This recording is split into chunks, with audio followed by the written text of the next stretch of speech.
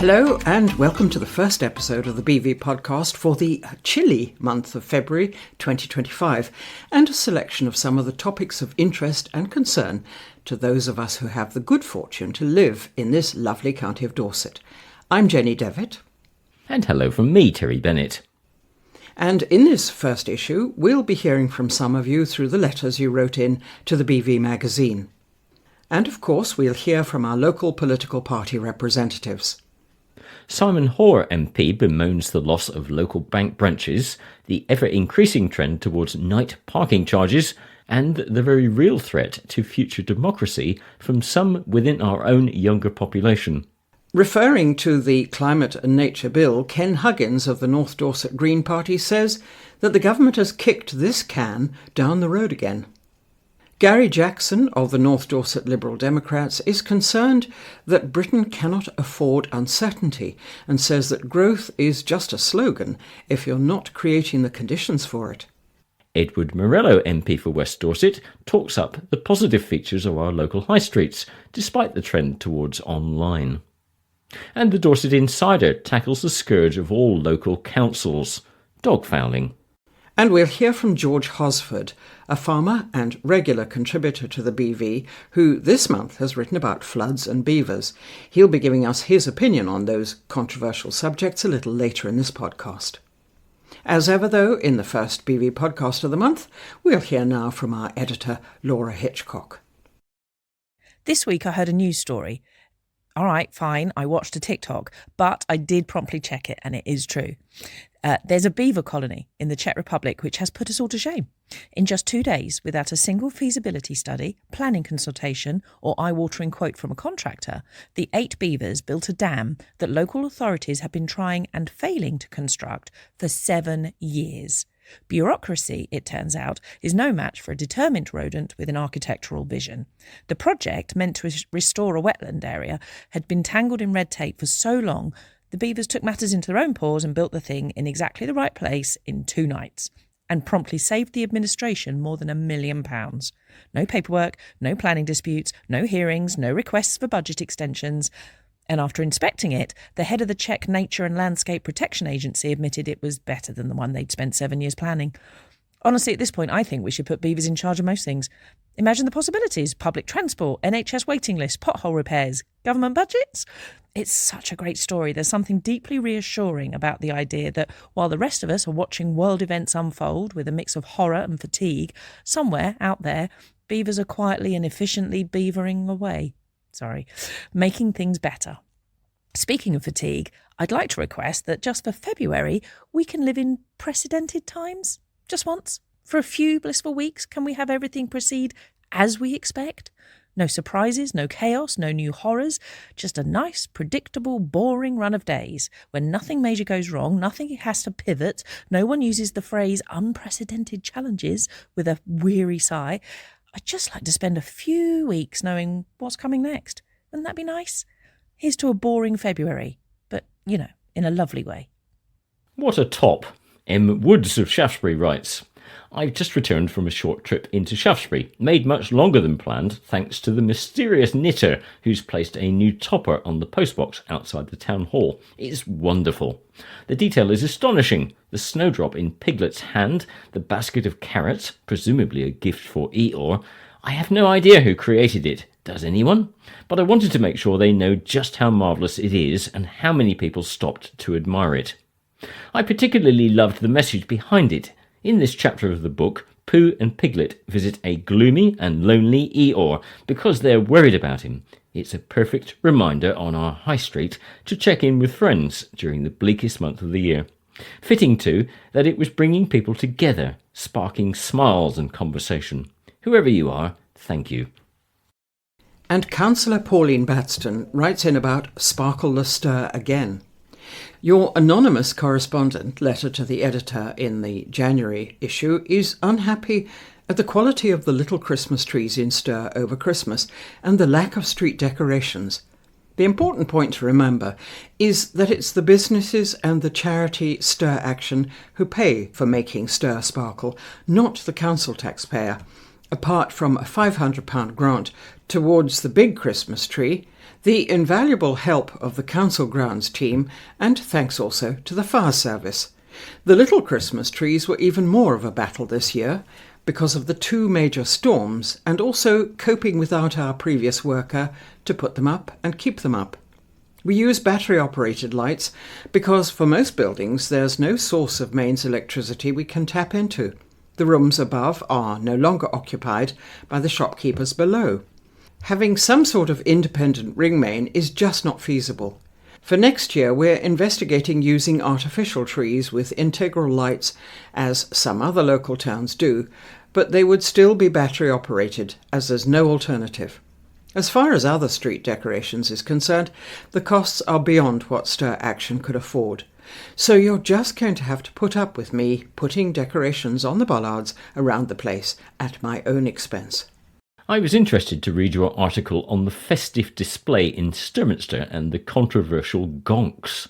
I have nothing against such characters, however, using them in a manger scene was not being inclusive, but being deliberately provocative to Christians. It's sad that the town council could not display, alongside all the festive characters, the reason for the season in the first place. Perhaps in 2025 they could put Christ back into Christmas, in a family-friendly and less controversial way.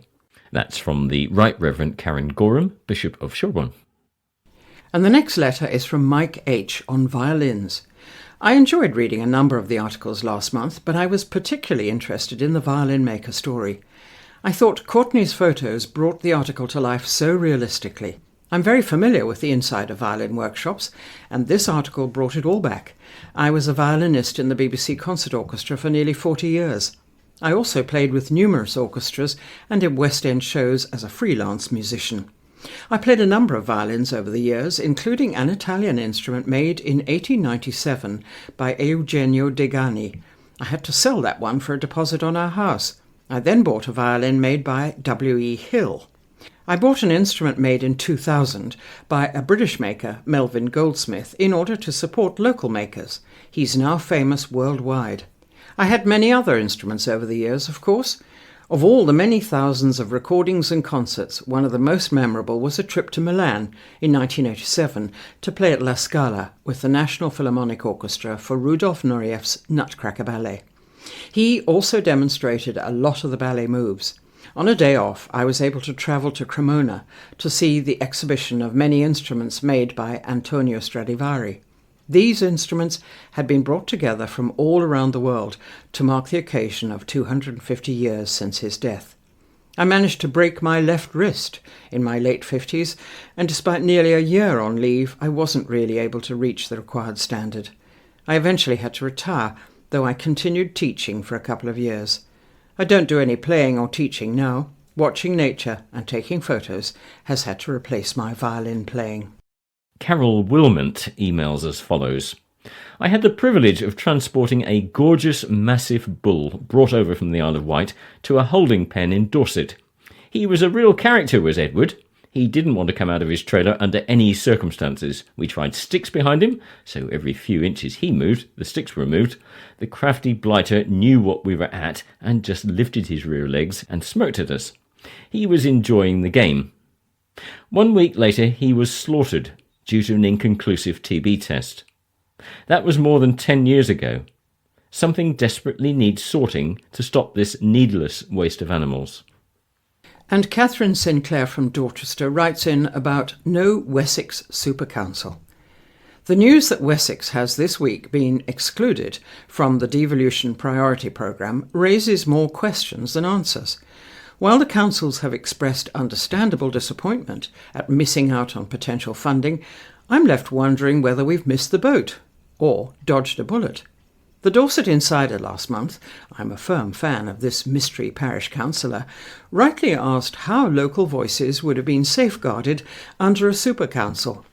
With such a vast region involved, would Dorset's distinct rural challenges have been drowned out by urban priorities?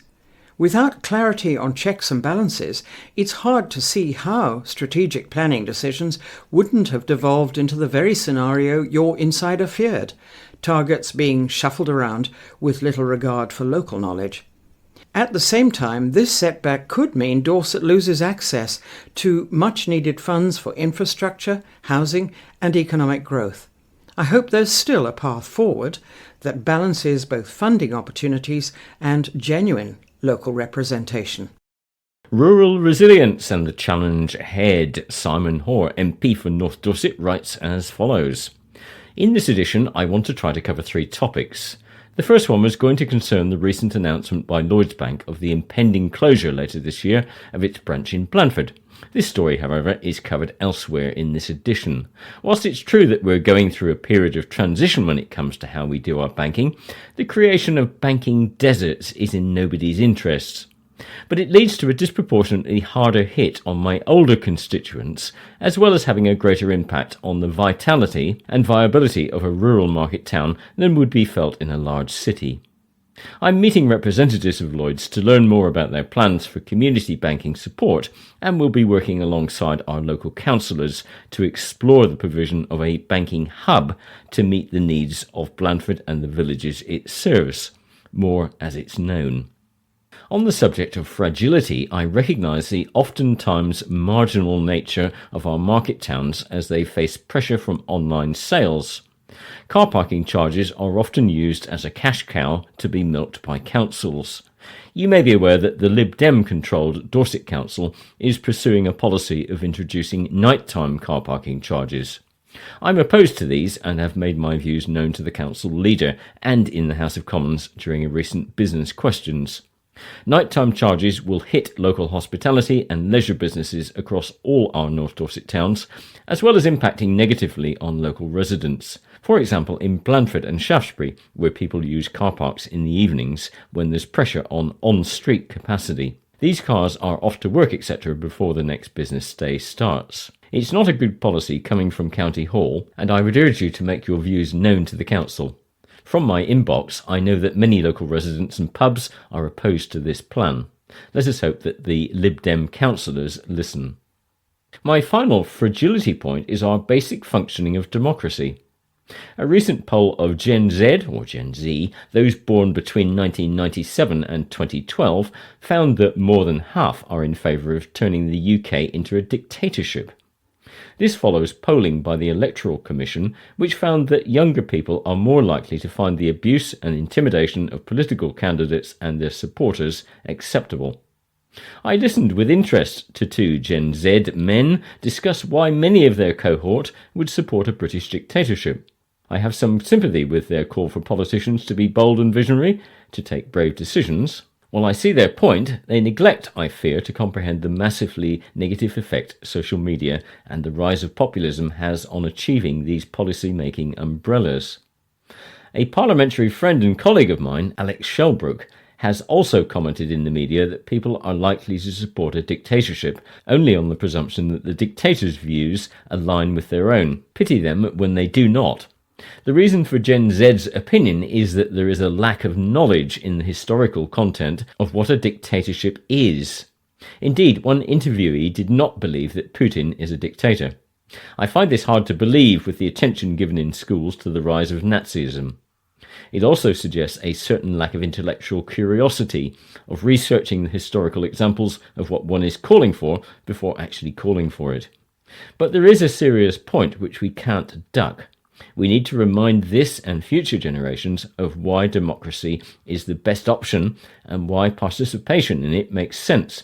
Just because we know it to be true does not mean that our successors will. The dictators of Europe, South America and Africa create an all too clear picture. Everyone needs to see it, understand it and learn from it. We are doomed if they do not. Kicking the can down the road again, says Ken Huggins of the North Dorset Green Party. I mentioned the human superpower of imagination last time and how it can be used positively to create solutions as well as motivate us to take action and implement them. Sadly, there was precious little imagination in the government's response to the Climate and Nature (CAN) bill, which was debated in Parliament on the 24th of January. Spooked by the prospect of legally binding targets and the involvement of a citizens' assembly in setting those targets, the government pushed through a motion to end the debate before it could be put to a vote. The bill has been rescheduled for the 11th of July, when there will probably not be enough time for it to be debated.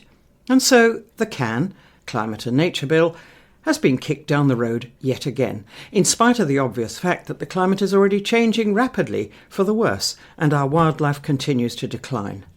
That so few MPs turned up for the debate speaks volumes about the lack of urgency among our elected representatives in respect to the two most important issues of our time, climate change and the environment. Greater awareness was at least shown by those MPs who did attend, including the cross-party group of 12 MPs co-sponsoring the bill.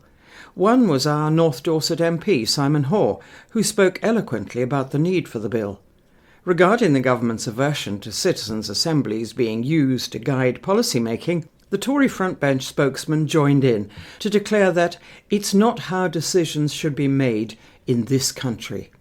They would do well to reflect on how badly the present way we make decisions is failing us, driving a marked decline in public trust and confidence in our parliamentary system, particularly among our younger citizens who increasingly rely on social media, where they are fed information and motivation that threatens the future of democracy.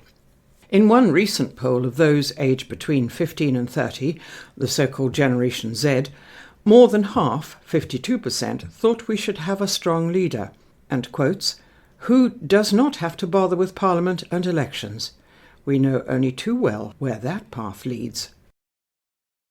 Britain cannot afford uncertainty, says Gary Jackson of the North Dorset Lib Dems. The government has a problem, and it's of its own making. It joined in with almost all the pundits in their minute-by-minute commentary on government borrowing costs along the path to the trust regime's downfall. Labour has no right, then, to expect different treatment when markets last month reacted similarly to its own approach. There's a significant difference, though, between the Truss escapade and the current government's issues. The former was clear about her mad plan, even though in carrying out the madness our mortgages rose and the PM fell. Labour's problem sits in the gap between what was said and what has been done, creating uncertainty for businesses and citizens alike. Different organisations demand different types of decision. Simple businesses need agility, taking decisions quickly on the hoof. Safety-critical organisations like nuclear energy decide slowly, with many checks and balances. Success depends on understanding the organisation you have and acting accordingly. But governments are pulled in both directions. Their survival depends on fleetness of foot and reacting well to events, while success rests on critical thinking, deliberation, and determined action. The antidote to this conflict is a clear and consistent strategy for government that soars above the knocks and crises below. Unfortunately, we don't have that clear or consistent strategy yet. Growth is just a slogan if you're not creating the conditions for it. For example, national insurance contribution increases obviously do something different from what the government says it wants. They are a drag on investment and employment across the land, costing more than £2,300 per year per staff member. Challenging for every business and for charities providing community services, like those being faced by Rivers Meet Leisure Centre in Gillingham, these costs are calamitous. So many things depend on growth: a social care solution, investment in health, and stronger defence in Trumpian times. Making it easier to build through planning reform is a good start, but choosing Heathrow expansion seems more like picking a fight than a serious economic move. Our trading position is crucial, and our relationship with the EU is back on the agenda for its importance to growth.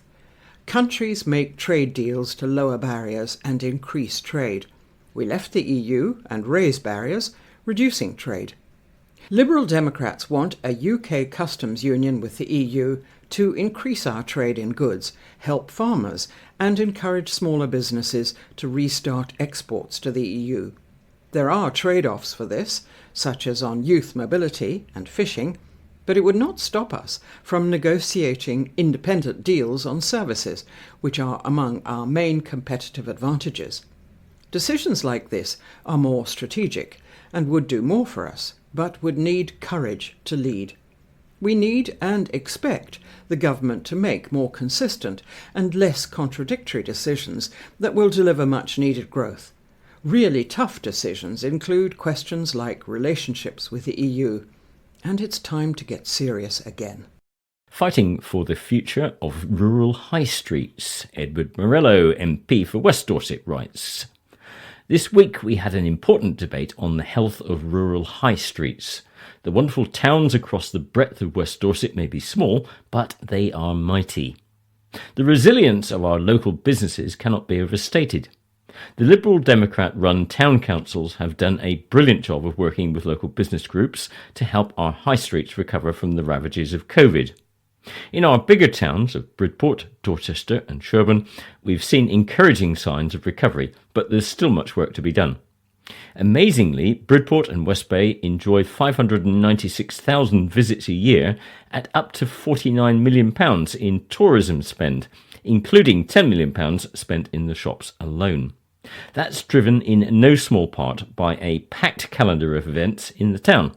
Retail unoccupancy in the town is 7%, significantly below the national average of 14%, but still higher than the pre-pandemic levels. In Dorchester, the town's Sunday market has drawn more than 10,000 visitors, leading some businesses to extend their opening hours. Sherborne, too, has shown its ability to attract new businesses with cultural events like Abbey concerts, the Literary Festival, the Film Festival, and the Sherborne Festive Shopping Day in December, all helping to bring more people into the town. But there are challenges too.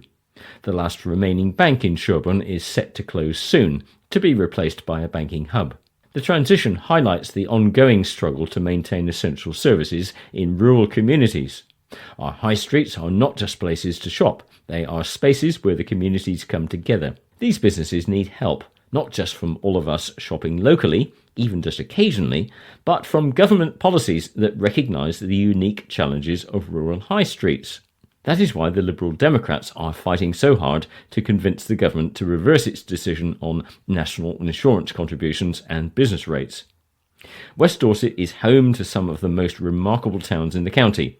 They are proving that with determination, innovation and the right support, high streets can thrive. The Dorset Insider is a new sporadic column dedicated to shedding light on local matters with unfiltered honesty and a critical eye.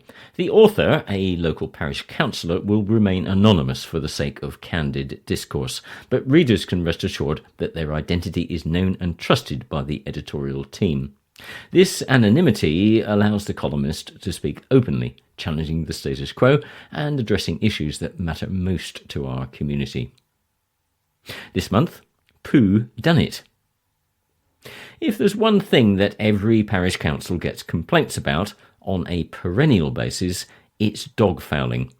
Unlike most normal people who show off pictures of kids and holidays, my Instagram is full of poo specimens, either sent to me or collected over the years.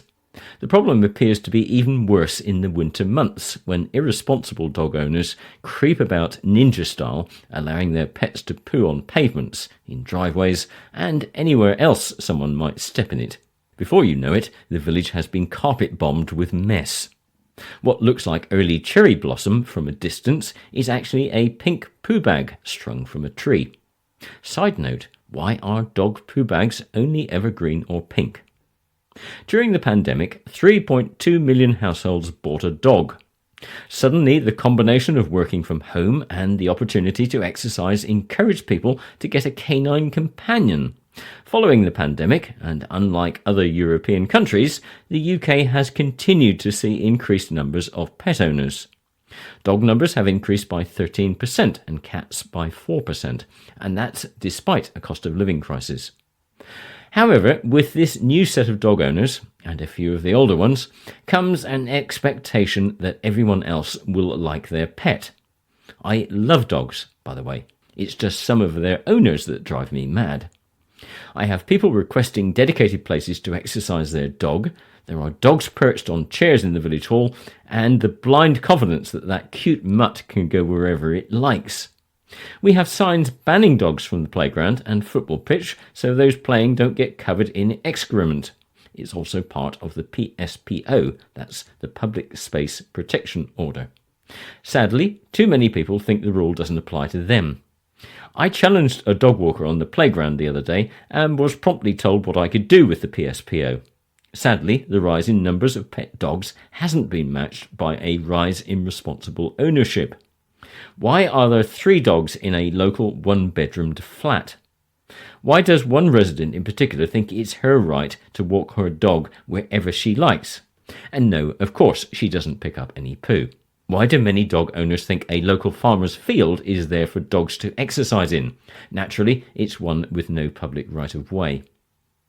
Apart from providing more bins and trying to catch these people so they can be reported to the dog warden, it's a constant challenge to improve things.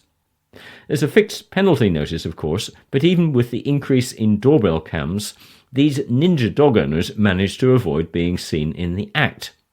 It's almost as if some have a secret cloaking device allowing them to exercise their dog and leave poop on the pavements. Children fall in it, pram wheels pick it up and roll onto carpets, and old people slip on it. I'm keeping an eye on Scotland at the moment, where there are moves at introducing a new law affecting dog owners. Under the new Welfare of Dogs (Scotland) bill, potential owners will have to think carefully about whether they're ready for the responsibility of a dog before making the commitment. That means considering if they have enough space and can afford the costs of food, vet bills and care. A proposal to introduce mandatory registration for dogs from unlicensed litters was suggested but later dropped. While all that may go a long way towards managing the irresponsible owners, the more pressing issue of dog fouling is not going away anytime soon. Some towns and villages around the world have been creative about tackling irresponsible dog owners. Spanish vigilantes in one town plagued by poop started casually chatting to culprit dog owners, working out theirs and the dog's name. By checking the registration details at the town hall, they were then able to package the poo and deliver it by courier through the owner's letterbox marked lost property.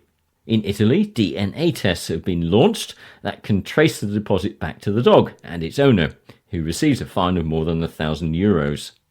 That might just beat my ninja offenders. We need much stricter deterrence on dog fouling.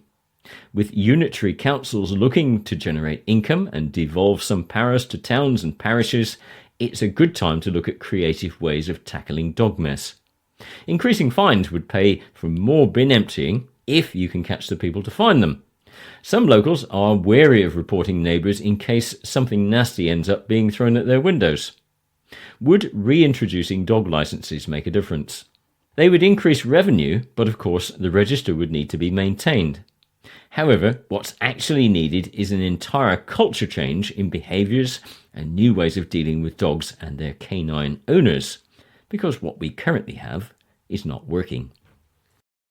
In this month's BV magazine, George Hosford brings us some news from the farm that he and his brother Dougal work near Derweston. But he also talks about the floods resulting from the increasing volume of rain we're getting these days, and about an animal that's being reintroduced and touted as a partial answer to flooding, the beaver.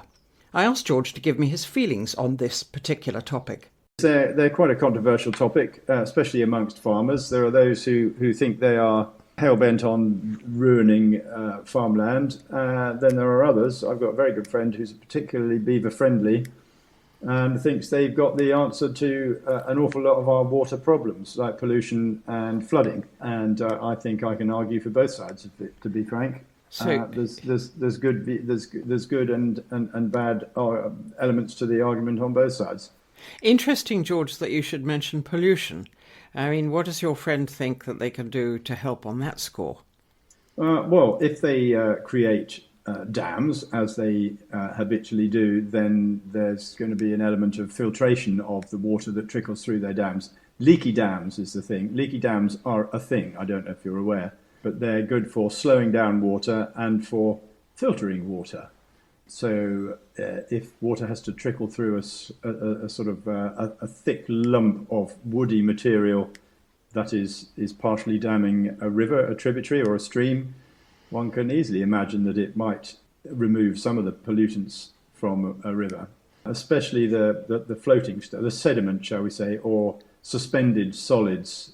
Probably more difficult to imagine that it would remove dissolved pollutants, but certainly suspended solids, which could be small particles of manure or soil that should not have found their way into the river in the first place. One could imagine that slow-moving water through woody beaver-created restrictions might well clean the water up a little bit at least.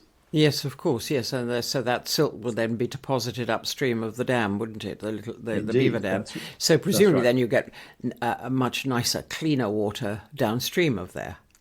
That's the theory. I don't know enough about beavers to be able to prove it, but I can go along with that theory, I think. But George, as an animal, what's your feeling about them? I mean, would you be keen to see beavers close to you in your neck of the woods? No, I mean, if one can agree that they are, a native breed for the UK, then I'm happy for them to, I would celebrate their return, I think. They went extinct about 400 years ago, I believe, due mainly to hunting for their pelts and I think for their scent glands, if I remember correctly. I think it's regrettable that anything becomes extinct in the UK. The trouble is we have such a managed landscape and an awful lot of people per square mile that makes life for many species really very difficult. And we've heard numerous scary stories about species going extinct because of those factors, and the beaver is the same. I have no emotional attachment to the return of beavers at all. It would be entirely practical if they are supposed to be part of our environment, as we are told that they were more than 400 years ago. Then bring them back. But what we do need is a way to manage them, because like I said, we have a very managed landscape, and we have to accept the fact that some species will find it difficult to cope in that managed landscape. And if they have legislation which has already been brought in to protect the beaver, that is going to cause conflict with farmers predominantly, not because farmers hate wild animals, but because farmers occupy the land and are trying to scratch a living from the land. And if they see beavers as increasing flood risk, it's quite understandable that they are going to fear for their productive land and are not going to welcome beavers. Now, in theory, you George, in your article in the BBC, you mention that trying to get beavers to do the right thing in the right place, and stopping them doing the wrong thing in the wrong place, which sounds quite a challenge. So, how on earth would you go about doing that? Well, it is a challenge. It is a challenge, and you could say, "Well, I'm just being stating the bleeding obvious." But to progress, we've got to find that sensible centre ground. There are stretches of river or streams where beavers arguably could do a good job.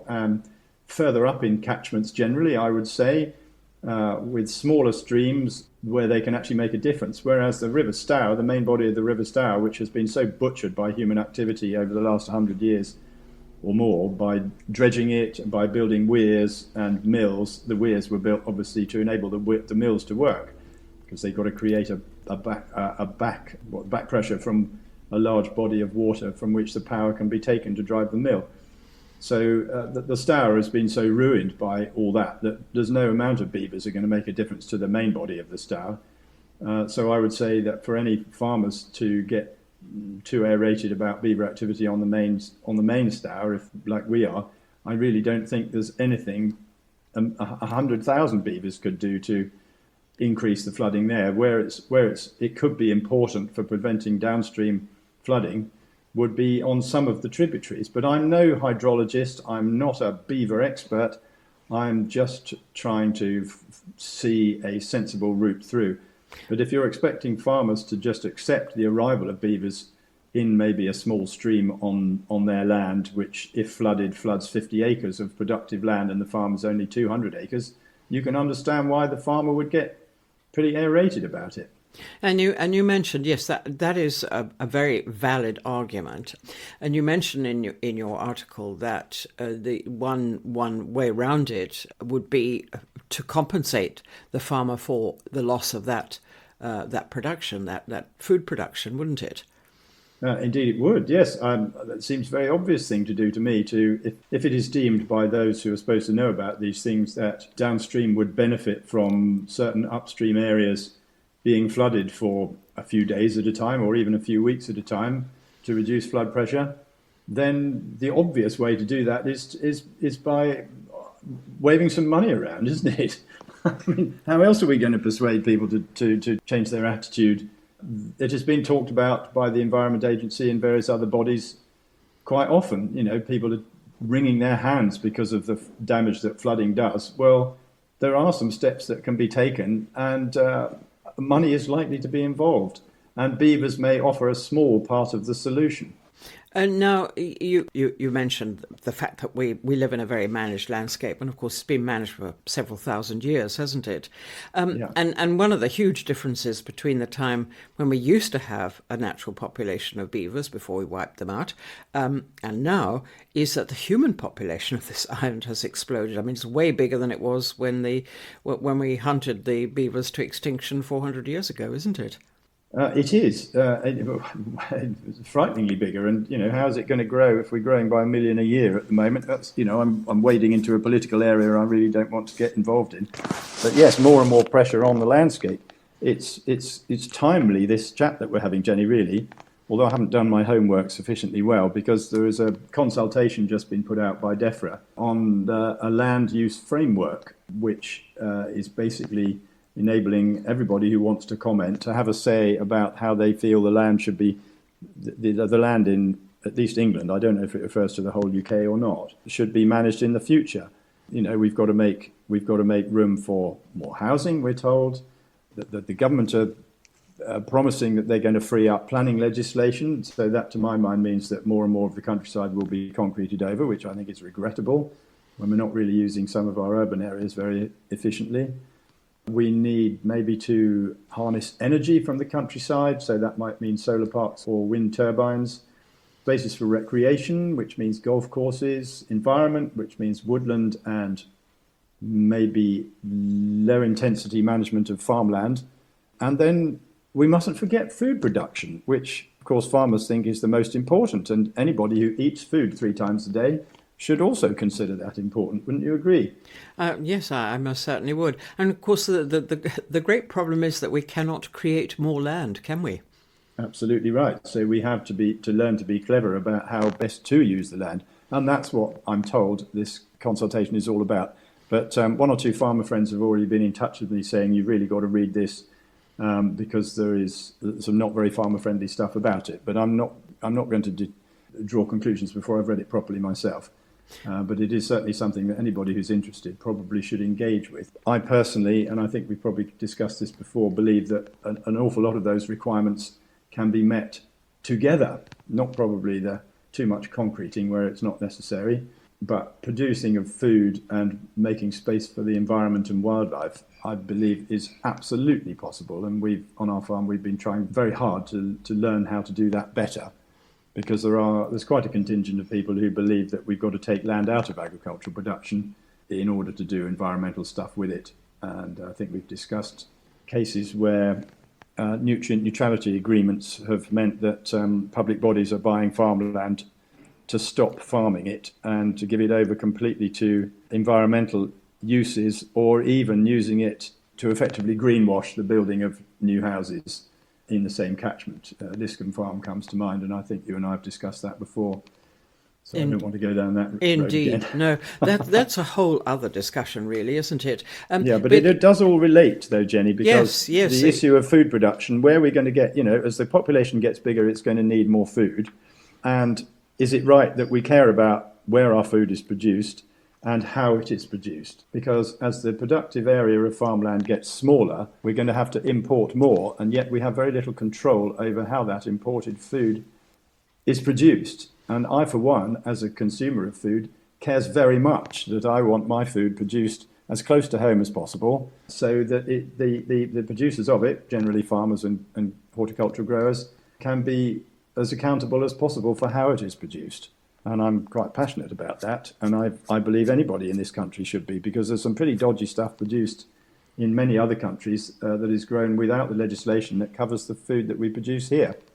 Yes, or you're thinking possibly of chlorinated chickens. Maybe we should there's, leave. there's that. Yes, there's quite a range of them, and I could go on. I could talk for far too long about that.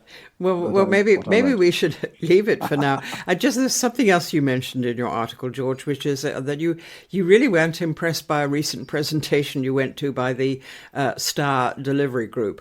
Well, it's a group of interested parties involving Environment Agency, Natural England, catchment sensitive farming. There's 2 farmers I know of, including myself, who sit on it, and a number of other NGOs, non-government organisations, are represented. There's quite a few people there. There's a meeting 2 or 3 times a year, and I feel fortunate to be on it, because at least it gives a chance to understand what the pressures are on the catchment, the Stour catchment. And where it became interesting was when they were talking about the flood risk in the lower end of the Stour catchment, which is sort of in the Christchurch, Parley, Herne sort of areas. And I was interested to know whether the flood risk is perceived as being caused by excessive building in the floodplain, which is clearly an issue, or whether the majority of the flood risk downstream in the lower Stour is to do with too much water coming, or a great deal of water coming down from the higher levels of the catchment. And the answer that came back was, well, actually, it's to do with the water coming from the higher levels of the catchment. So does it make more sense to build the flood barriers ever higher downstream to stop properties being flooded, where arguably they shouldn't have been built in the first place? But that would be very, very expensive. Or should more measures be taken, which might not be quite so expensive, i.e. persuading farmers to hold back the water on their farmland with money to prevent so much water rushing down the river in very short spaces of time, which is what happens when we get these enormous heavy rainstorms that we seem to get more of than we used to. You know, just finally, George, I mean, because what you've just said would imply that the beavers, as you said earlier, could be very helpful in the tributaries of a river like the Stour in the upland areas. How about upland planting to hold water and stem some of that flooding? Well, the way the land is managed, I would have to admit, can make a huge difference. If you've got closely cropped grassland or overworked arable land, or maybe maize stubbles that have sat all winter after having been harvested in late summer or early autumn, late September or early October, which a lot of maize is harvested, then the soil is not going to be at its most receptive for soaking up water, and there's a tendency in heavy rainstorms for the water to run over the land, rather than, if it's moving slowly, it should be able to percolate into the soil. And that's good for the soil for a start, and obviously it's good for water management generally. So that is quite a tricky one to deal with, because the people who grow maize these days come to rely on it heavily, as the price they receive for food has, say milk, has deteriorated because in terms of inflation over a very long period. And maize, which only came into the country probably in the 1980s in any big sort of way, has now become a staple part of the diet. It's very energy rich. It's very good at converting sunlight into energy on a relatively small area of land. But because, like I say, farmers have come to depend heavily on it, we're in a bit of a hole, because it is so far not been very easy to leave a maize field in a suitable state for getting through the winter and absorbing the rainfall that falls on it, if you get my drift. Now, this might rub some farmers up the wrong way, but I don't see a great deal of practice where maize stubble is managed well. But it's not just maize, it's where arable farmers maybe overwork their land or work it when it's too wet. And boy, that is difficult to avoid when you get the wet autumns that we've had in the last 2 years. It's been a complete and utter nightmare. It's very easy to damage your soil when you're trying desperately to get the crops in that you planned, yet it rains every other day. You really need your soil dry to sow it effectively and to get the best start for your crop. But if it doesn't stop raining, what are you supposed to do? You've got the seed corn in your shed. Your crop rotation is set up so that it receives that particular crop that year, and if you have to abandon it, then it can stuff up several years' worth of farming because your rotation's gone wrong. It is all so complicated, and what I would ask for, and why I'm so happy to talk to you, is that maybe some people will begin to understand the difficulties that we face. It's a tricky old job. In conclusion then, George, farming in this country really is a real challenge, isn't it? It is a challenge, but I'm determined to remain positive about it because there are ways. And we've been trying lots of ways of trying to survive, trying to do less damage, trying to increase the wildlife and environmental activity on the farm, whilst at the same time growing food. And then something potentially scary like beavers comes along and rubs certain people up the wrong way and forces people into a position of conflict, which is so unhelpful, it's not true. So I'm hoping that this conversation won't do that and will help both sides understand, where beavers might be helpful and might not. I wouldn't want to overstate their potential for helping. You said about planting, I think that's very relevant. There are human interventions that can be done on the waterways as well as animal interventions like beavers. And if beavers are going to grow in number, we really, really do need a way of managing them, which at the moment has been forbidden. They're a sacred animal, and that's not helpful to good relations between farmers and those who believe beavers are the right thing, because we have to be able to manage them. It's a very, very managed landscape, and people have a lot of very valuable land in floodplains, and it needs intelligent conversation and to try not to force people into violently extreme opinions or things like that. It is a bit of a sensitive area, a bit like badgers. Farmer George Hosford tussling with just a few of the knotty problems that he and his fellow farmers face at the moment. And with that, we come to the finishing line in this first episode of the BV podcast for February 2025. Many thanks for listening, and do please join us again later in the month for episode 2. So from me, Jenny Devitt, it's bye-bye for now. And until next time, it's goodbye from me, Terry Bennett.